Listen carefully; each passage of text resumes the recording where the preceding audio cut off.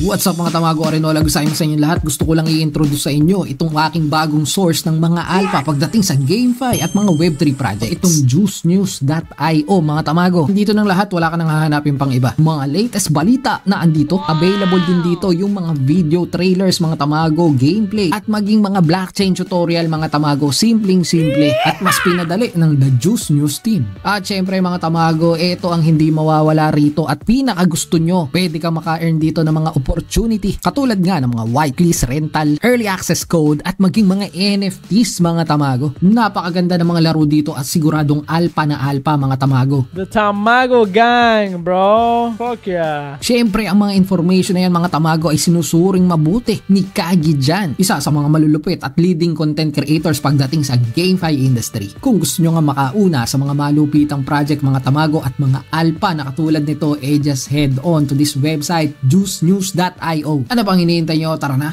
let's go! Kami yung guild na hanap mo, ang numero 1 Barangay Tamago. Tayo'y sama-sama.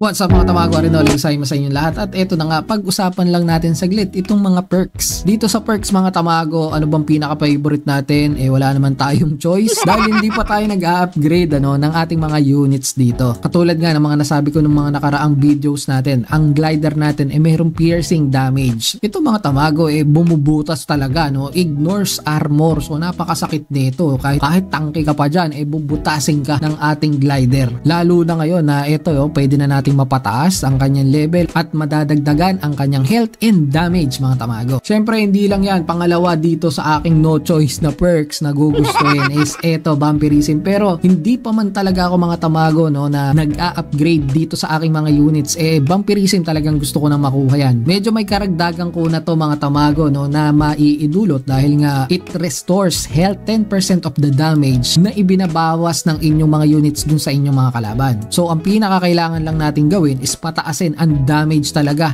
nitong pinaka-archer natin by just leveling up. At eto na nga, pinalevel na natin, 24 na po ang kanyang damage. Nakakatulong kasi yan mga tamago dun sa kanyang survivability, lalong-lalo na sa mga skirmish. Lalo na to, makunat tas may damage na ito, plus ano na pala to, 36. So kada hampas niyan mga tamago may lifesteal tayo makukuha. Yun nga lang, medyo mabagal tong umatak at saka kailangan niya pang lumapit. Based naman dito sa kanilang substocks mga tamago, wala naman tayong nakuha na kumunoy at eto green ang nakuha natin. Yun nga lang, wala pang blue. Medyo mahirap-hirap kunin to, 10% kasi mga tamago bago ka makakuha ng blue rare na perks dito sa mga units na ina-upgrade natin. Ang sasakit lang din talaga mga tamago itong mga rare na perks dito kasi ito critical damage 20% chance times 2 kagad yun. Marami pa ditong pagpipilian na gustuhin pero hindi mo talaga siya mapipili na ilagay dun sa mga units mo kasi random mga tamago at ang isa sa mga nakita ko rito ay ito, Thunder God. Mas gusto natin yung mga AOE damage mga tamago kasi dito kay Wild Forest hindi natin nakokontrol yung mga units, hindi natin na lalagyan ng numbering katulad sa mga ibang RTS PC game. Like for example, pag sasamahin mo yung mga swordsman, ihiwalay mo yung archer, may number 1, may number 2, pwede mo silang i-command. Dito ang pinaka nangyayari minsan talaga dikit-dikit kayo na isusugod sa kalaban. So napakaganda ng mga AOE damage dito. So para sa akin, pagdating sa mga rare perks yung Thunder God ang ating gusto. Pero hindi naman dito mga uncommon. Yun nga, mga nakuha natin is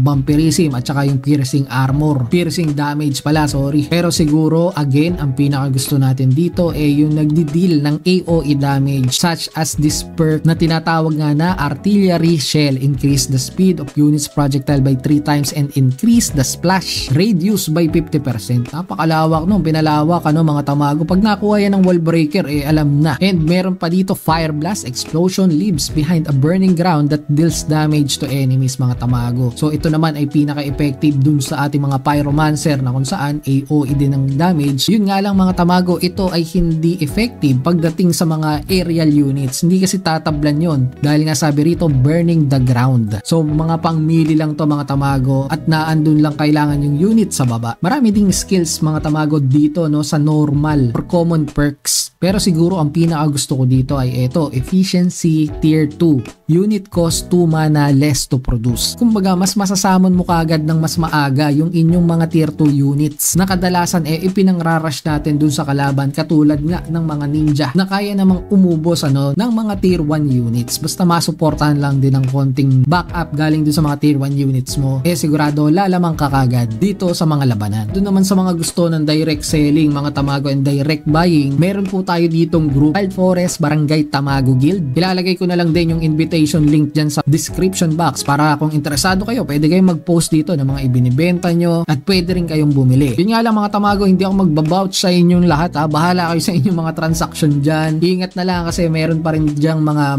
mapagsamantalang tao na ready talaga pagdating sa mga iskaman, pagdating sa mga P2P, lalong-lalo na at medyo hype nga itong laro na to. Pero kung gusto nyo talaga ng super safe mga Tamago, dyan na lang po sa Maybes Marketplace. Ang kaibahan nga lang dito sa aming group naandito na, naka-display na yung kanilang mga perks dito na ibinibenta. Hindi ko sure pero baka gumawa na lang tayo dito mga Tamago. Kukuha na lang ako ng isang admin na magmi-midman sa mga transactions dito. Baka magkaroon ng fee yun, syempre, para at least sa atin po manggagaling yung distribution dyan sa dalawang party, nang sa ganun safe ang inyong mga transaction. So hanggang dito na lang tong episode na to at ingat kayo Tamago.